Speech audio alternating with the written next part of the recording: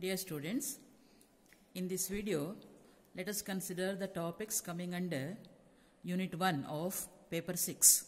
The topics are Statistical Physics, Specific Heat and Nanomaterials. In this, let me consider the first topic. It is Statistical Physics. In this, we are going to study the statistical view of the thermodynamical system. We apply the theory of statistical mechanics to study a thermodynamical system. Now, what is thermodynamics? Thermodynamics, you have studied it already. It is the branch of physics that deals with heat, work, temperature and their relation to energy as well as radiation, and also the physical properties of matter. These things we study in thermodynamics. And the behavior of all those quantities is governed by 4 laws of thermodynamics. What are they? What are the 4 laws of thermodynamics? Those laws are named as zeroth law, first law, second law and third law. What is zeroth law? It explains about the equilibrium state of the thermodynamical system. First law, it gives the idea about, or it gives the relationship between the energy supply or the quantity of heat supplied to the system and the work done in the system and the internal energy of the system. The second law, there we find 2 statements given by Clausius and Clapeyron. Clausius statement and Kelvin's statement. And the third law is the law connected with the entropy. By using these laws, these 4 laws, a thermodynamical system is studied, and there are two branches in the study of this thermodynamical system. The branches are the classical mechanics and statistical mechanics. In classical mechanics of the thermodynamic system, this theory, classical theory, describes the state of a thermodynamical system at equilibrium or at near equilibrium. This theory, classical theory, uses macroscopic measurable properties. It gives it considers the macroscopic view or part of the system in its study. And here the laws of thermodynamics are used to study the parameters of that system, such as the parameters are like coefficient of expansion, specific heat, compressibility of the system and so on. This is how in classical theory a thermodynamical system is studied as a whole, and we only consider the macroscopic properties here. But in statistical mechanics, that describes how these macroscopic observations, the macroscopic observations of the system, thermodynamical systems, are nothing but the temperature, pressure, volume, energy, etc. And in statistical mechanics, we study how these macroscopic observations are related to microscopic parameters, where those microscopic parameters, they fluctuate around an average value. This mechanics, it also connects the thermodynamic quantities to microscopic behavior. See, if you consider a thermodynamic system, nothing but the system of gas contained in a cylinder fitted with a piston, say. There, as per classical theory, the study is for the system as a whole. Behavior of each and every molecule is not considered there, but in statistical mechanics, behavior of each and every molecule is taken into consideration. That is the microscopic behavior of the system. This is the main difference between classical mechanics and the statistical mechanics. This statistical mechanics, it is necessary for the fundamental study of any physical system which has got many degrees of freedom. You have the idea about the degrees of freedom. Say, for example, for monoatomic gas, there are 3 degrees of freedom, and a cylinder containing monoatomic gas can be taken as the simplest system having lowest degrees of freedom. So you know the meaning of low degree of freedom. And statistical mechanics is very much necessary when a system has many degrees of freedom. Say you have, in order to study the system or in order to find the study the microscopic behavior of the system, in case of a large number of degrees of freedom, behavior of each and every molecule having so many degrees of freedom is taken into consideration. This is statistical mechanics. Here, the approach is based on the statistical methods, probability theory, and the microscopic physical laws. This mechanics is also used to explain the thermodynamic behavior of large systems when the systems are out of equilibrium also. Both in classical mechanics as well as in quantum mechanics, the standard mathematical approach to consider, the standard mathematical approach is by considering two concepts in both classical theory as well as in quantum theory. Those two concepts are, first one is the complete state of the mechanical system under study at a given time. In classical mechanics, it is called as phase point. The complete state of the mechanical system under study at a given time. It is called as phase point in classical mechanics and pure quantum state vector in quantum mechanics or in statistical mechanics. Second factor is an equation of motion to explain the state of that system. An equation of motion that carries the state forward in time. That equation of motion, it is called as Hamilton's equations in classical mechanics, Schrodinger equation in quantum mechanics. These two things are very much or considered in the study in the study of a thermodynamic system, both in classical theory as well as in quantum theory or statistical mechanics. Now, see, in classical mechanics, as I told, the behavior of the single system as a whole is studied. If you consider a small gas contained in a cylinder, the system as a whole is studied. Its temperature, its pressure, its volume, all these things as a whole is taken.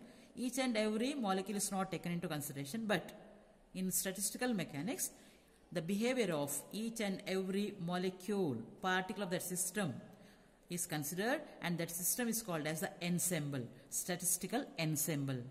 Ensemble, the collection of so many such microscopic particles. It is the ensemble. So in statistical mechanics, we consider the ensemble a large collection of such particles. And the first statistical theory, that statistical study was done by Maxwell and Boltzmann. On the basis of assumptions of classical theory of gases and applying laws of probability, Maxwell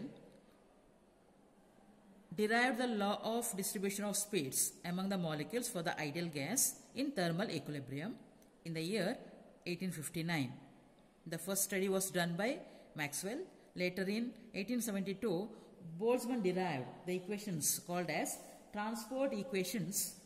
From those equations, he derived the velocity distribution the velocity distribution function for the molecules of the ideal gas in thermal equilibrium. Then their combined study, it is named as MB statistics. The combined study, it is called as the MB statistics, and the distribution of the velocity and energy of the particles is called as MB distribution law. Maxwell-Boltzmann distribution law.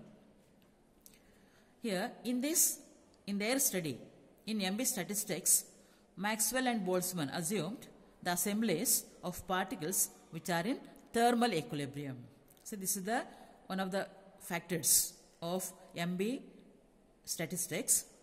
They consider the assemblies of particles, say gas molecules, in thermodynamical equilibrium. What is the meaning? Thermodynamical equilibrium means pressure, their temperature, volume do not change with time. And MB distribution is based on the following postulates. They are: any gas, it may be considered as, or it may be composed of molecules that are in motion, and the molecules, they behave like small elastic spheres. The molecules are considered as small elastic spheres. Then one more postulate is all the cells in the phase space are equal size. Now what do you mean by phase space? See, from the statistical point of view, a monoatomic gas has got lowest degrees of freedom, so it is considered as a simplest system. The energy expression for a system involves the degrees of freedom, say F, and here we have to consider both position and momentum coordinates of those particles in space. So here, if there are F degrees of freedom, then there are F coordinates for position, F coordinates for momentum. So that suppose there are n number of, in that case we say that there are F degrees of freedom. Suppose there are n molecules in the system. Say each molecule has got F degrees of freedom. Suppose there are n number of molecules in the system, then total number of degrees of freedom it will be n into F. Such a, say the system becomes more complicated. Yeah, each molecule, suppose it has got F degrees of freedom, there are F degrees of freedom for, or F coordinates for position, F coordinates for momentum. Then n number of particles in the system means nf position coordinates, n into f momentum coordinates. The system becomes so complicated there. So in this case, here we consider position space and momentum space of the system. The position space means the three-dimensional space in which the location of the particle is completely given by three position coordinates, say x, y, z. Three position coordinates in space, that is x, y, z. Then, if you consider a small element in that space having volume say dV, a small element in that space say having a volume say dV, then the position space is given by dV equal to dx, dy, dz. This is called as the position space. So this gives the possibility of finding the particle in that region of volume dV. That is called as, and in that region at a given point, the complete explanation of position of the particle will be obtained by this. That is called as position space. Similarly, momentum space, it's also the, in three-dimensional space, the momentum of the particle is completely given by, or completely specified by the momentum coordinates px, py, pz, and it is known as momentum space, and this momentum space is given by say dp as dpx, dpy into dpz. This momentum space and position space together is called as the phase space. Position space and momentum space, its combination, it is called as phase space. Now, the phase space, what it gives? The space in the system at any point, it gives complete explanation of position and momentum. It gives the complete explanation of position and momentum of that microscopic particle at the given point. And now, this is about phase space. Now, what is cell? If the space is divided into so many small regions, small box spaces, very small spaces, those spaces are called as the cells. If you divide, say for example, if this is the region, phase space region, if it is divided into so many small regions, it is called as the cell. Each one is called as the cell. Then the MB distribution, it is based on the postulate that all the cells in the phase space are of equal size. If If you divide that region into small, very, very small regions, then all will have the same size. The third one is all accessible microstates corresponding to possible macrostates are equally probable. The possibility of occupying the most accessible microstates, most accessible, most easily, the state which can be occupied very easily, the most accessible one, then all such accessible microstates corresponding to a single macrostate. What it says, there is a microstates. Now these are related with the energy states of the molecules, distribution of the energy in different energy states. So as we studied in band theory, for a given energy there are many energy states. We call them as it's a energy band combination of many energy states. So those single energy states can be taken as the microstates. The combination that can be taken as a macrostate. Now, all accessible microstates corresponding to possible macrostates are equally probable. The probability of occupying these microstates is same or equal. Then this is called as postulate of equal a priori probability. The fourth postulate is the equilibrium state of a gas corresponds to macro state of maximum probability. So here MB statistics apply to a thermodynamical system which is in equilibrium. Then the equilibrium state means, what's the meaning? In this state of the gas which corresponds to a macro state of maximum probability of occupation. For example, the energy state. So here in this, when the system is in thermal equilibrium or system is thermodynamic equilibrium, in that case probability of occupying the given particular energy state is found to be maximum. That microstate, its occupation is found to be maximum. It has got maximum probability of occupation. That's the meaning. The total number of particles in the system constant. Total energy of the system also remains constant.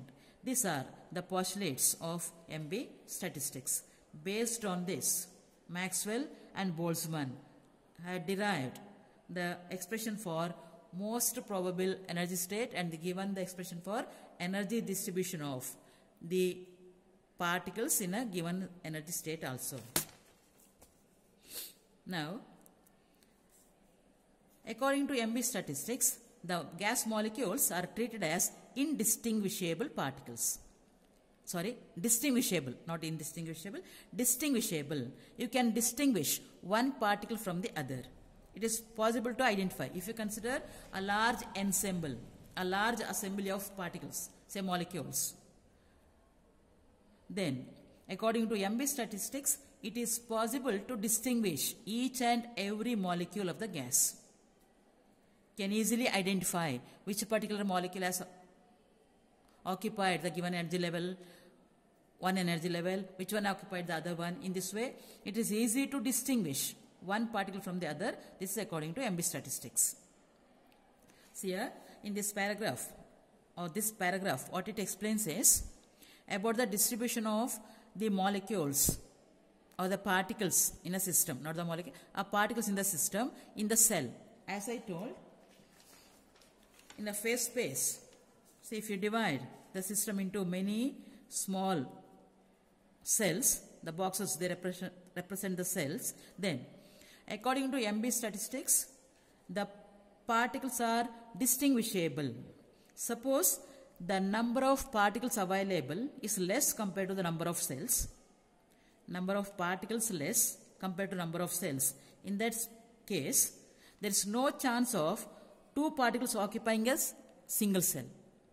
So here in this case, we may find either no particle in a cell or only one particle in a cell. Means some of the cells will be empty, some are occupied by a single particle, so that no chance of finding two or more particles in a cell. So that it is very easy to distinguish one particle from the other. That's the meaning of distinguishability of the particles according to MB statistics. You can easily distinguish the one particle from the other. One particle in the cell, this one is this particular particle in the cell, this one is in this cell. So here in this case, assumption is number of particles available, number of cells available is large compared to number of particles. This is the meaning of distinguishability of the particles. Now, what is statistical equilibrium? Here, this MB statistics explains the term or considers the term statistical equilibrium. What's the meaning? Statistical equilibrium. Here, see, let us consider a gas having n molecules at a certain temperature and pressure. Gas contained in a cylinder. Let there are n molecules. Let the temperature and pressure and volume, let all these things be kept constant. Then, the total energy of the system denoted as U, total energy of the system denoted as U. Suppose U also remains constant. So, here the system is in thermodynamic equilibrium. Let E1, E2, E3, etc. be energy states available for the particles to occupy. The energy states, they may be quantized or they may be continuous. According to MB statistics, quantized, they may be quantized or they may be continuous. And how these energy states are created? That those energy states are due to the vibrational and rotational energy of the particles of the system. Nothing but here the gas molecules. They possess both vibrational energy and rotational energy. Let at any instant N1 be the particles in the energy state E1, N2 the particles in the energy state E2, and so on, say. Then the total number of particles N equal to N1, N2, N3, etc. N1 plus N2 plus N3, etc. given by sigma Ni. Total energy of the system U can be taken as N1 E1 plus N2 E2 plus N3 E3 and so on. Now, the total energy of the system remains constant. What's the meaning? U is a constant. See here, pressure, volume, temperature, energy all are constant, meaning the system is isolated. So, system isolated means there is no chance of getting energy from outside or there is no chance of removal of energy from the system also. The system remains in equilibrium. But here inside the system, the glass molecules, they undergo collision. They undergo collision with themselves and also with the walls of the container. So what happens? The energy distribution changes. The distribution of the particles like N1, N2, N3, etc. in the energy levels E1, E2 changes. This number of particles may change. As a result, for each microscopic state of the particle, there is a particular most favored distribution. Then what happens? As a result of this, collision between the molecules itself and also with the walls of the container, energy, the distribution of the molecules in different energy levels changes, and then a most favored distribution may reach in the system. In that, occupying a particular energy level is most probable one. Occupying almost many of the particles, most of the particles, they may have the same energy, they occupy the same energy level. When this distribution is reached, the system is said to be in statistical equilibrium. When this condition is reached, the system is said to be in statistical equilibrium. Then, if the system is in equilibrium, one of the distributions is the most favored one. The probability of occurrence of a particular distribution is found to be maximum. Probability maximum means it's 1. We have studied already in your free electron theory. The distribution of electrons, free electrons in a metal in different energy states. These things we studied there. The probability of occupying the different energy states, probability, energy density, all these things we studied there. So the same thing we apply here also. Now, when the system is in equilibrium, the most probable distribution of the particles among the energy state is that state for which probability of occurrence is maximum. Such a state is called, such a distribution is called most probable distribution, and for a most probable distribution, W is maximum. This symbol W indicates the total number of independent ways of distributing particles among the quantum states. Total number of the ways of distributing the particles among the quantum states when W is maximum. Then such a distribution is called the most probable distribution. In that case, variation of log W becomes 0. Now, let us consider Maxwell-Boltzmann distribution law. Again, let us consider a system in thermal equilibrium at a temperature say T Kelvin. Suppose the particles are distributed among K energy levels. Suppose K is the number of energy levels available with energies E1, E2, E3, etc. N1, N2, N3, etc. be the number of independent ways of occupation of those energy states by the particles of the system. Then N is equal to sigma Ni, U is N1 E1. What is U? Total energy. Equal to this one. These things already seen. We have seen that. So that the number of particles occupying the ith energy level is given by Gi by this. And this is known as Maxwell-Boltzmann energy distribution law. See, the derivation is not included in your syllabus. That's why directly I have given the expression. It is Ni equal to Gi by e to the power alpha plus beta Ei. This is MB energy distribution law. Alpha and beta are constants known as Lagrange's multipliers, and their values are e power alpha equal to a power minus 1 A is also a constant, beta is 1 by kT at a given temperature T, beta is 1 by kT, K Boltzmann constant. And here in this expression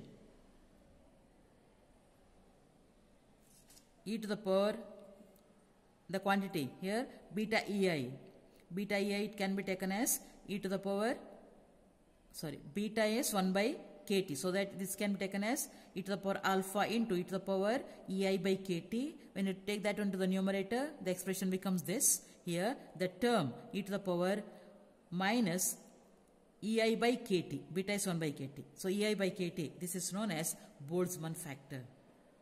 Then the number of particles found, see, when the energy values are continuous, then in that case the number of particles occupied in the energy level E and E plus dE is given by this expression. This is the expression for energy distribution